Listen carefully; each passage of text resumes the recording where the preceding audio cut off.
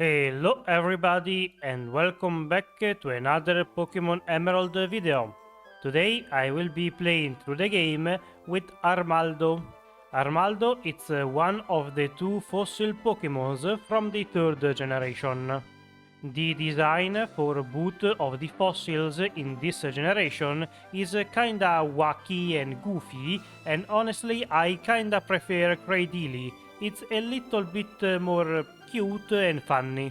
Anyway, for the rules, I will only be using my starter in combat. I can't use items from my bag in battle, I can't raise my evasion in any way, and I can't use cheats or glitches. I don't know how good Armaldo is competitively, but taking a quick look at it, he is not too bad for a solo run. It has a lot of attack and decent stats. The only thing that might be a problem is that he learns new moves only at higher levels, and with a slow growth rate at the start, that might be a problem.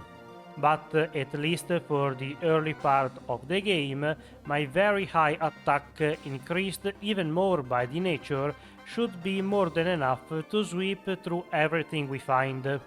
Like for example the Puchiena of the Grant in the forest, who proved to be kind of a pain in our previous run with Arbok, today was very easy and he went down in a couple of scratches. Roxanne could be problematic today because her stab rock moves are actually super effective on me because of my typing. The only thing that saved me this time around is that Armaldo starts off with Water Gun. By using that attack I can one-shot the Geodudes, and strangely enough today she sent out Nosepass second. That is probably because it has a super effective move. This could be very bad for me because Rock Tomb, as you can see, hurts a lot.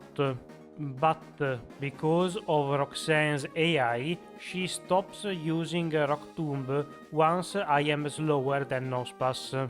I think that's because Rock Tomb is not considered a proper super effective attack because my first typing is a rock. The tackles that she uses instead are much weaker and so I can get through her without having to reset. Now that we have acquired the first badge, we can go to the Wismur cave where we have to rescue a Wingull from the Team Aqua Grant. His Pochiena is much easier this time as I get a crit to one-shot it. Next, once we return Pico to its owner, we can attempt to leave the town, but we are stopped by May for an optional fight. The fight against her is not as free as it might seem. Sure, I have Water Gun for Torkoal, but it does not do that much damage. And now her starter has Water Gun, which will deal decent damage on me. Fortunately, she decided to use Bide instead, and so after stalling it for a couple of turns, I can return on the offensive and quickly finish off her starter. Next, there should be Brawly, but since his attacks are neutral and my damage output is not very high, I decided to skip him for now. Instead, I went to Slateport, where we have a few more Team Aqua Grants to defeat. Their Pokémons are quite frail, so with one or two scratches I am able to defeat them. Once they are down, we have to sit and listen to Archie rant for a while, and after that we can grind a bit more against the trainers, because the next fight that we have to do is a tough one. May has finally evolved her starter, and now it has both Mudshot and Water Gun. May has finally evolved her starter, and now it has Stab, Water Gun and Mudshot that both deal a good amount of damage to me. Between attempts I leveled until 25 when I learned Metal Claw. I tried to fish for a couple of attack boosts, but that did not work. And so, in the successful attempt, I just spammed Scratch, and that was just barely enough to defeat her Pokémons. Now that she is defeated too, we can get to Mobile, where I had to grind a lot more because Wattson was an even bigger wall. I don't have any great move to deal with Magneton. The best I can do is a neutral water gun that will not deal much. In the meantime, he can do a bunch of damage with Sonic Boom, Shockwave, paralyze me, and even make me hit myself in confusion. After a couple of attempts, I used the Rock Tomb TM from Roxanne, and that helped out a bit, as it is a stab, so the damage is not as bad as the base power might imply, and also it slows the enemies down, which could come in handy. In this attempt, I thought that Wattson would use the second super potion on Magneton, but instead he saved it for Manectric. But because of the berry, he got out of potion range, and so I can finish it off the next turn.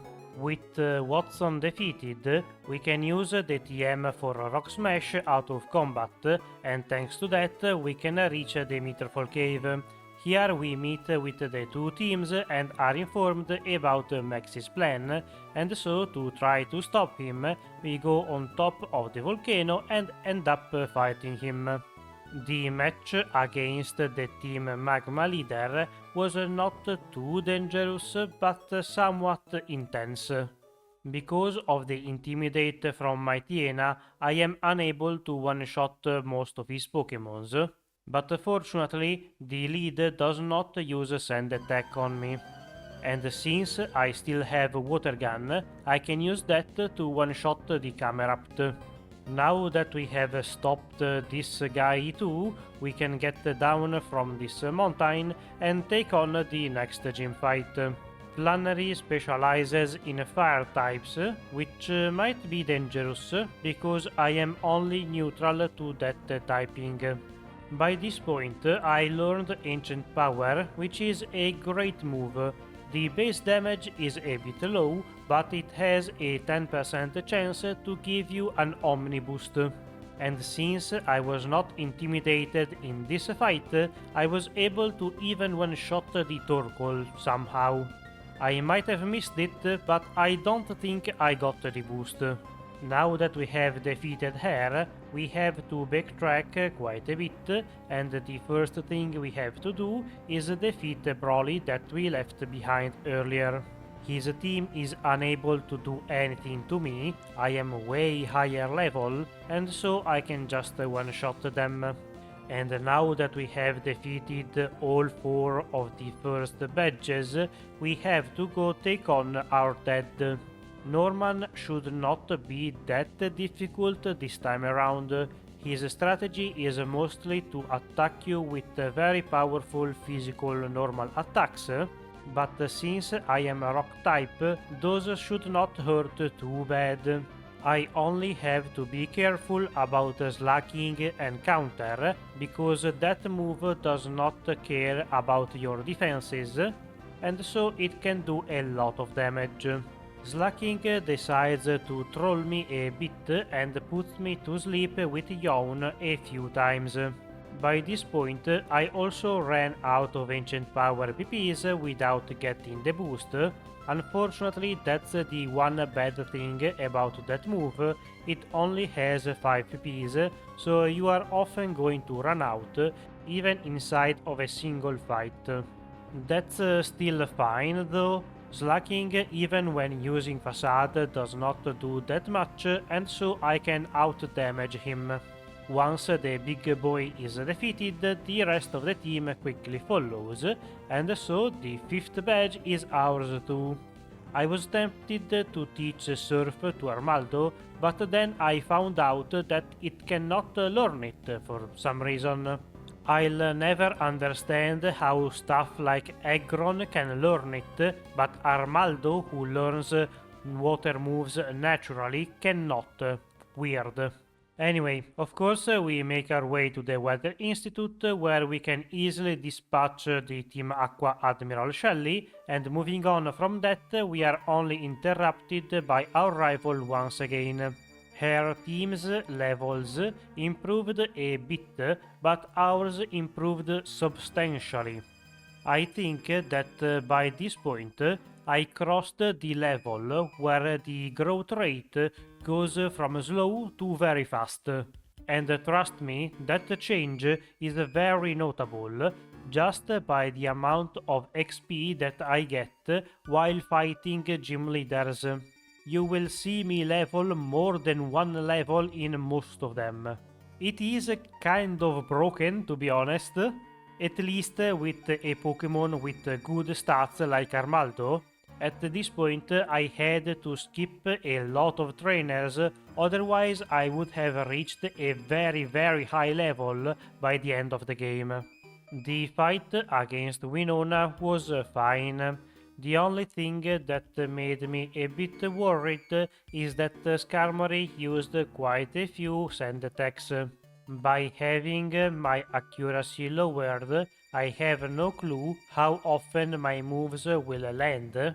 Fortunately, this time it does not seem too bad, and yeah, I got a couple of unfortunate misses, but ultimately I was still able to pull a win without that many troubles. Now that we have defeated the 6th gym leader too, we are free to use fly out of combat to move around the map, and we'll need that in a little bit. But before that, we have to stop by the mall for a second and defeat our rival for the last time. Yes, I did this fight to include it in the video, but also because I plan on using Substitute. This time around, though, I will try to use it for the majority of the remaining part of the game, instead of just using it for the league. Once we have gained access to the mall, we can go to the Pokémon Tower, where we find Archie talking with an old lady. The woman gives us the Magma Emblem, which is a key item that we have to use to enter the cave where Groudon resides. Once we get to the Legendary though, we see Maxie use the wrong color orb to wake it up, and so the ancient Pokémon flees away. A battle against the Team Magma leader ensues, and here I can immediately make good use of a Substitute. While I cannot block the initial Intimidate from his lead Mightyena, I can still block any following sand attack or moves like that. Not having to worry about lowered accuracy makes my life a lot easier, and I am able to defeat him in a few turns. Now that we are done with that, we have to go infiltrate the Team Aqua base. Here, once we reach the end, we are only able to find one of their admirals, and I even didn't use a Substitute this time. It was a bit of a cocky move from me, but I did not get punished for that. After Archie flees in the stolen submarine, I have to go train a lot more because the next fight might prove a challenge. While technically I have the type advantage against Tate and Liza, since Bug is super effective on Psychic, considering that I do not have a single Bug move and they are not only Psychic type, the fight could be problematic. Fortunately for me, I got an Omni boost at the start of the game once I defeated Xatu with Ancient Power, and that gave me more than enough defense to endure Claydol's Earthquake while I was defeating the Meteor Pokémons with the Metal Claw. Even without the boost, I still think this fight would have been easy since the damage I took is not that high. That's because Earthquake is only neutral to me and Claydol does not have the highest attack. After defeating Tate and Liza, we can get to the other double fight on this island, that is helping Steven defeat the leadership of Team Magma. This fight is a lot less scary than the previous one. I can safely hide behind the substitute and there is very little they can do to me. Most of their moves are RNG or status or stat lowering, all of whom are blocked by the sub. The only annoying thing is that the Camerapts know Rock Slide and they tend to use it a bit more than Earthquake, so that might come up. And also Boot, Crowbat and Golbat have flying moves which are neutral on me and so they might deal some damage. Even after taking a few hits, my substitute still holds strong, and that is mostly because of Metang using Reflect a few turns earlier.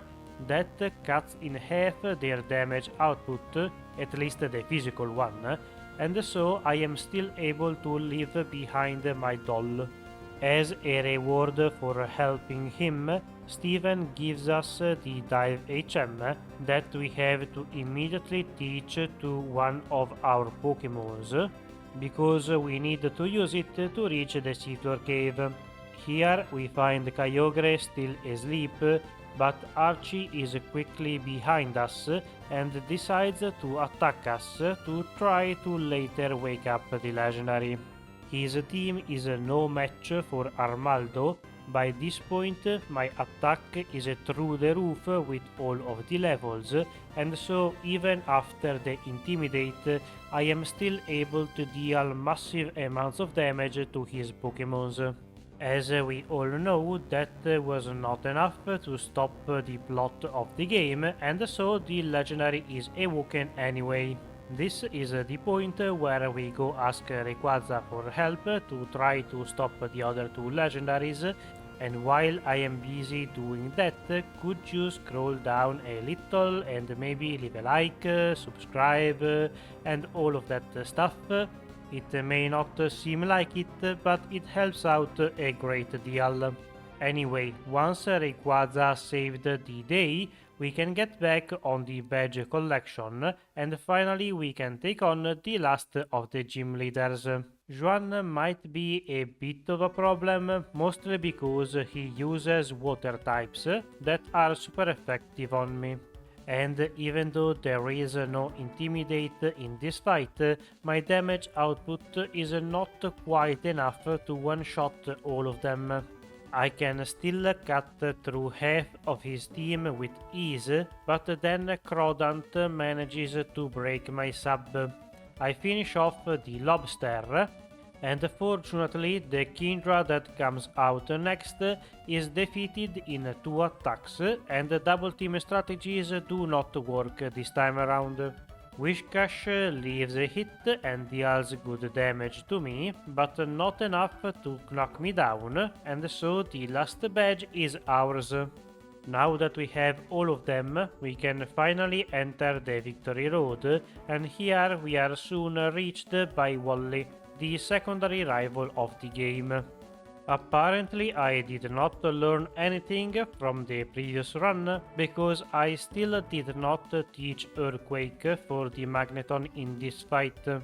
At least this time it was much less painful. He misses the Supersonic, and so I can finish it in 2 turns. Gardevoir proves to be a bit more long-lasting, as Wally uses a few potions on it, but eventually he runs out and I can defeat his last Pokémon. After sneaking my way through the Victory Road to dodge many trainers, I can enter the league. Here the first match is against Sidney, and of course I can use the substitute strategies to take advantage of his somewhat low damage output. I also PP maxed Ancient Power so that I could just spam it in every fight and hope for a boost. Once Absol comes out, I switched to Return to use less PPs because of the pressure ability.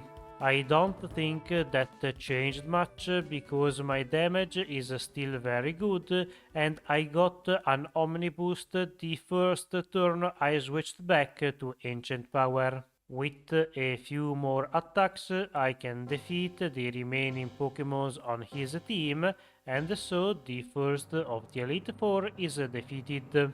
Phoebe might be a bit more complicated simply because I cannot use return, but once I can block the curse by hiding behind the sub, this fight is sort of over. This time I did not care about the pressure PP usage, and that was not that bright of me because Dusclops can block with Protect, and if Ancient Power is blocked, it will surely not give you the boost. I should have saved the PPs and used them for the rest of the team, but what is done is done. It's not like the remaining Pokémons are all that threatening though. Even without the boost, I can still two-shot them with Earthquake, so this fight was kinda easy too. For the third fight, we have to defeat Glacia. She could be problematic too, because her Pokémons have quite a few water attacks. On the other hand though, I have Ancient Power, which is super effective, so they will most likely be all defeated in one attack. I still used the sub for Wall Rain, and that was good since it barely manages to survive on a single digit HP probably, but then I can defeat it with a few more attacks. At this point, everything else she has is not that problematic, and so we are done with her too. Once again, not using Substitute would have led to similar results, so I'm still not sure whether to use it or not against her. Anyway, now it's time for the last of the Elite Four and most likely the hardest one. For a Drake, I have to use a Substitute because it can block the Intimidate from Salamence as well as dangerous hits from like Flygon, Salamence, Kindra. There are quite a few threats on this team. Since I took my time at the start of the fight, Shelgon was able to break one of them, and so I had to use a sub again. This left me with only half HP, not a great position, but since I still had the sub up, I can sweep through the rest of his team, as most of it is weak to rock. By the time Flygon came up, I had an Omni boost under my belt, and so I can finish the fight with a simple return. And now it's time for the champion, who proved to be a bit of a problem, mostly because of Double Team. Once Ludicolo used that move a single time, I was unable to hit him again, and so eventually he would defeat me. In the successful attempt, I got a boost while fighting against a Wailord, and thanks to that, I can one-shot many of the Pokémons on his team.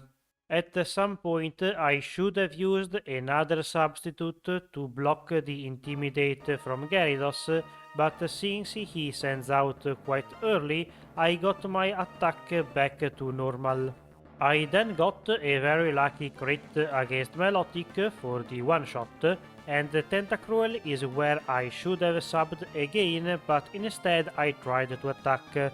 That caused me to get Toxiced, but as long as I can finish off the Whiscash quite quickly, I can still take home the win. A couple of turns later, no more Pokémons stand between me and the crown, and so Armaldo is finally the champion of the Hoenn region. The early to mid part of the game was kind of a challenge, but the rest was quite easy. Thank you for watching. If you enjoyed the video, please leave a like, subscribe, ring the bell, and all of that YouTube stuff. If you have any video ideas, feedback, or anything like that, write it down in the comments, and I'll see you next week. Bye!